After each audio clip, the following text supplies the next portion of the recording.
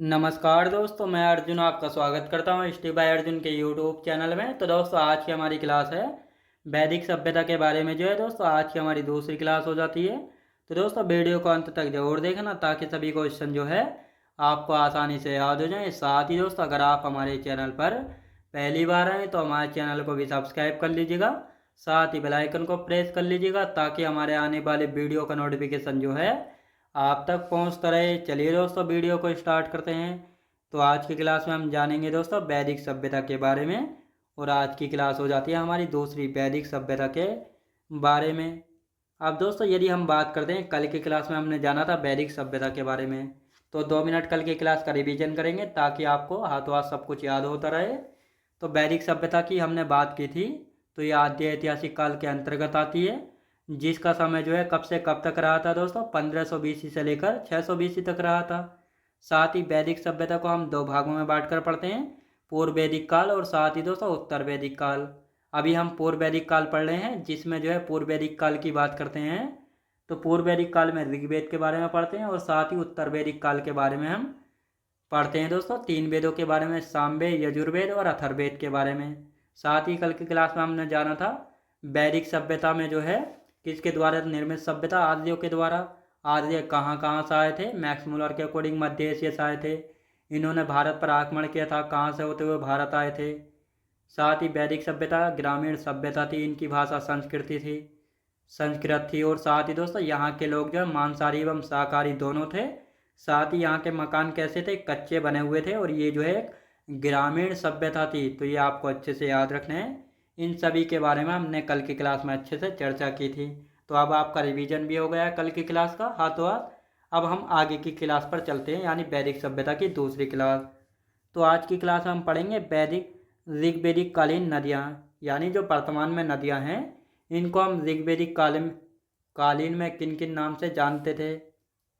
तो इनके प्राचीन नाम देख लेते हैं और नए नाम, क्योंकि दोस्तों इनसे जो है क्वेश्चन बनता है, तो इसलिए हम इनको अच्छे से करेंगे। तो परुष्णी नदी प्राचीन नाम है। परुष्णी नदी को जो है वर्तमान में रावी नदी के नाम से जानते हैं। किस नाम से? रावी नदी के नाम से।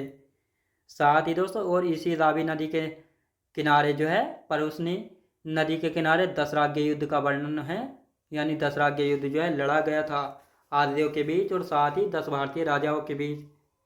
सतुद्री नदी का नया नाम है सतलुज नदी। कहाँ, कौन सी? सतलुज नदी। साथ ही सदानीरा नदी को वर्तमान में गंडक नदी के नाम से जानते हैं। स्वात नदी को वर्तमान में सुबस्तु नदी के नाम से।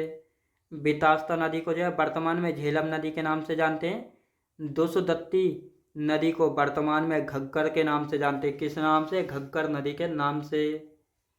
अस्किनी या अस्किनी के नाम से चिनाब नदी को जाना जाता है। साथ ही जो कि सिंधु नदी की सबसे लंबी नदी है चिनाब नदी। कुभा नदी को वर्तमान में काबुल नदी के नाम से जाना जाता है। सिंध, हिरण्य और हिरव, इनको जो है वर्तमान में सिंधु नदी के नाम से जाना जाता है। गोमत नदी को वर्तमान में गोमती नदी के नाम से। विपाशा नदी को जो है वर्तमान में ब्यास नदी के नाम से। और क्रेमो नदी को वर्तमान में कुल्लम नदी के नाम से जो है जाना जाता है। तो ये आपको अच्छे से पता लग गया होगा कि ऋग्वेदिक कालीन में या प्राचीन काल में इन नदियों किन नामों से जाना जाता था और वर्तमान में किन नामों से जाना जाता है। तो ये आपको अच्छे से याद रखना है। परुष्णी, अस्कणी, विपाशा, तो ये नाम जो है कई बार पूछे गए हैं एग्जाम में। अब आते हैं दोस्तों यहाँ पे, यानी ऋग्वेदिक कालीन लोगों के प्रिय देवता कौन थे। तो इंद्र देवता जो इनके प्रिय देवता थे। प्रिय पशु की बात करेंगे तो घोड़ा इनका प्रिय पशु था। गाय को जो है इस समय संपत्ति माना जाता था। गाय को क्या माना जाता था? इस समय जो है संपत्ति माना जाता था। तो ये आपको अच्छे से यहाँ पे याद रखना है। अब दोस्तों यहाँ पे हम बात करते हैं ऋग्वेदिक कालीन नदियों के बारे में। ऋग्वेदिक कालीन नदियों की यदि बात की जाए, ऋग्वेदिक कालीन नदियाँ हो गई। अब आते हैं ऋग्वेदिक कालीन देवता। तो ऋग्वेदिक कालीन में कौन कौन से देवता थे? जैसे इंद्र देवता की यहाँ पे हम बात करते हैं। इंद्र देवता, तो इनको जो है युद्ध एवं वर्षा का देवता माना गया था। क्वेश्चन पूछा गया युद्ध एवं वर्षा का देवता इंद्र देवता को माना गया है। अग्नि देवता को अग्नि का देवता। वरुण को जो है समुद्र और ऋतु परिवर्तन का देवता माना गया था।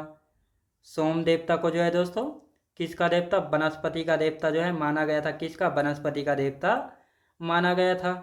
साथ ही उषा को जो है उत्थान या प्रगति की देवी या भोर की देवी माना जाता है।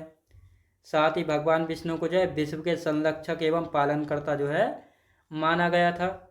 मरुत को जो है आंधी और तूफान के देवता माना गया था। तो ये ऋग्वेदिक कालीन देवता हैं। नदियाँ भी हो गई हैं, अब ऋग्वेदिक कालीन देवता भी हो गए हैं। दोनों आपको अच्छे से समझ आए होंगे। अब यहाँ पे हम बात करेंगे ऋग्वेद में शब्दों का वर्णन, यानी जो ऋग्वेद है इसमें कौन से शब्द का कितनी बार वर्णन है, तो इनके बारे में जान लेते हैं। जैसे यहाँ पे हम बात करेंगे आर्य शब्द है। आर्य शब्द का जो है ऋग्वेद में 33 बार वर्णन है। इंद्र शब्द का 250 बार, अग्नि शब्द का जो है 200 बार, विष्णु शब्द का 100 बार, भगवान शिव का 3 बार वर्णन मिलता है ऋग्वेद में। सिंधु नदी का वर्णन है 55 बार, यमुना नदी का 3 बार, गंगा नदी का केवल 1 बार, सरस्वती नदी का भी जो है 50 बार वर्णन है। पिता शब्द का 335 बार, माता शब्द का 234 बार। जबकि हम बात करेंगे कृषि शब्द का 33 बार, सभा सभा शब्द का 8 बार, समिति शब्द का 9 बार, राष्ट्र शब्द का 10 बार और साथ ही ग्राम शब्द का जो है 13 बार वर्णन है। साथ ही ब्राह्मण शब्द का 15 बार, वर्ण शब्द का 23 बार, सोम देवता का कितनी बार वर्णन है? 144 बार। साथ ही विधत का जो है 122 बार और जन का जो है 275 बार वर्णन है। तो ये आपको अच्छे से याद रखना है जन। और ये जन जो है आर्यों के पंच व्रत में से जो है चौथी इकाई है, जो कि सबसे महत्वपूर्ण इकाई मानी गई है। याद रखेंगे पंचजनों में से। तो ये आर्य ऋग्वेद में शब्दों का वर्णन भी याद हो गया होगा आपको। अब यहाँ पे हम बात करेंगे कुछ शब्द हैं, जैसे पुष्प। पुष्प को जो है दुर्गपति के नाम से जाना जाता था, जो कि दुर्गों की रक्षा का अधिकारी होता था। इस पर शब्द किसके लिए? गुप्तचर, यानी गुप्तचर जो जासूस हुआ करते थे उनके लिए जो है यहाँ पर इस पर शब्द का प्रयोग किया जाता था। बाजपति किसको कहा जाता था? गोचर भूमि का अधिकारी। गोचर भूमि क्या होती है दोस्तों? जहाँ पर गायों को चराने का बड़े बड़े मैदान होते थे तो उनको गोचर भूमि कहा जाता था। और इस गोचर भूमि की देखरेख करने वाला जो अधिकारी होता था उसके लिए बाजपति शब्द का प्रयोग करते थे। उग्र शब्द अपराधियों को पकड़ने वाला अधिकारी, यानी जो अपराधियों को पकड़ने वाला अधिकारी होता था उसको उग्र कहा गया था। वाग्दू कौन होता था? राजस्व कर एकत्रित करने वाला अधिकारी, यानी जो टैक्स या राजस्व कर एकत्रित करता था उसको वाग्दू जो है कहा जाता था। यब को जो है यूं कहा जाता है, यब जो है जो को यब कहा जाता था। अघन्य, अघन्य शब्द गाय के लिए प्रयोग किया जाने वाला शब्द था। अघन्य का अर्थ होता है न मारे जाने वाला पशु। याद रखेंगे दोस्तों, न मारे जाने वाला पशु। अब आते हैं उर्वरा। उर्वरा की यदि बात की जाए तो कृषि भूमि को जो है उर्वरा कहते थे। सोमरस को जो है आर्यों के प्रमुख पेय पदार्थ को सोमरस कहा जाता था। वस्त्र जो है सूती, ऊनी व मृग चर्म इस प्रकार के वस्त्र पहनते थे। बाप्ता शब्द जो है नाई के लिए प्रयोग किया जाता था। और साथ ही दोस्तों यहाँ पे करहब जो है खाद्य पदार्थों के लिए।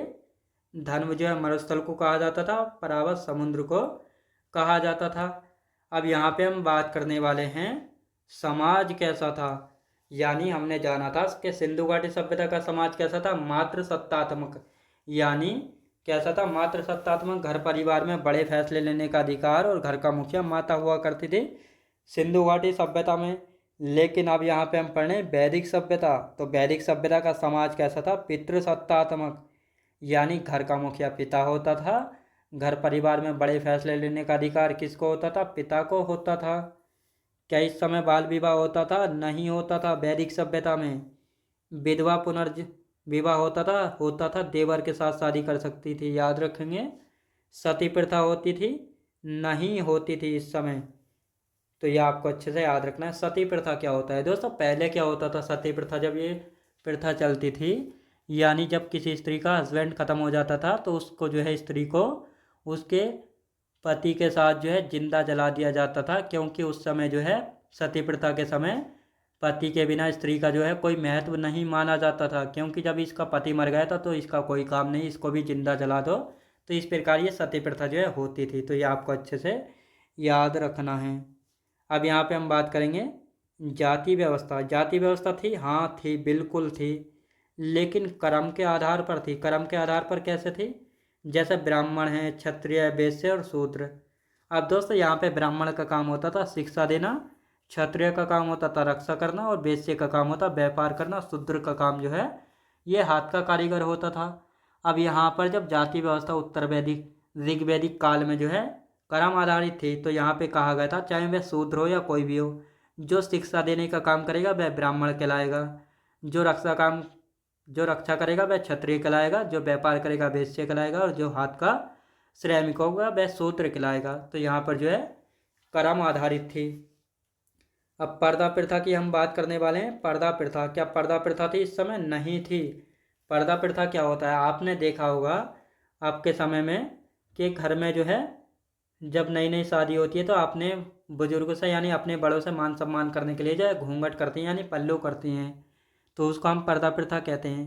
तो ये जो है हम भारतीयों की देन नहीं थी, बल्कि मुगलों के द्वारा हम पर थोपी गई थी। यानी जब मुगल भारत में आए थे तो ये जो है क्या करते थे, सुंदर स्त्रियों को जो उठा लेते, तो इसी से बचाव के लिए जो है सभी स्त्रियों ने जो है अपना मुंह ढकना शुरू कर दिया था, और ये प्रथा जब से ही जो है चली आ रही है।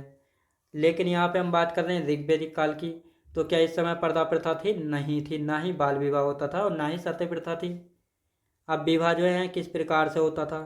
एक अंतर्जातीय विवाह होता था और एक होती थी नियोग प्रथा से। अब इन दोनों को समझेंगे।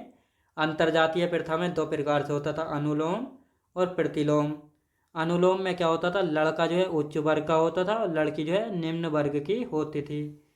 तो जब इस प्रकार का विवाह होता था उसको अनुलोम विवाह कहते थे। प्रतिलोम में क्या होता था, लड़की जो है उच्च वर्ग यानी बड़ी जाति की होती थी और लड़का निम्न वर्ग यानी छोटी जाति का होता था। तो इस प्रकार के विवाह को प्रतिलोम कहते थे। अब नियोग प्रथा क्या होती थी? नियोग प्रथा में ऐसा होता था दोस्तों, नियोग प्रथा में कहा गया है जब किसी स्त्री के जो है बच्चे पैदा नहीं होते थे, यानी उसका हस्बैंड जो है बच्चे पैदा करने की क्षमता नहीं रखता था, तो वह जो है अपने वंश को आगे बढ़ाने के लिए जो है अपने पति ससुरों की सहमत से जो है किसी दूसरे मर्द के साथ जो है संबंध बनाने होते थे सबकी सहमति से, ताकि वंश जो है आगे बढ़ सके। और ये जो है जब तक किया जाता था जब तक जो है पुत्र की प्राप्ति न हो, वंश को आगे बढ़ाने के लिए। तो इस प्रकार ये नियोग प्रथा जो है होती थी। किस समय? वैदिक काल में जो है होती थी। तो ये आपको अच्छे से याद रखना है। तो दोस्तों आज की क्लास जो है हमारी यहीं तक रहेगी। तो मैं उम्मीद करता हूँ आपको वीडियो क्वालिटी, कंटेंट वगैरह सभी कुछ आपको पसंद आया होगा।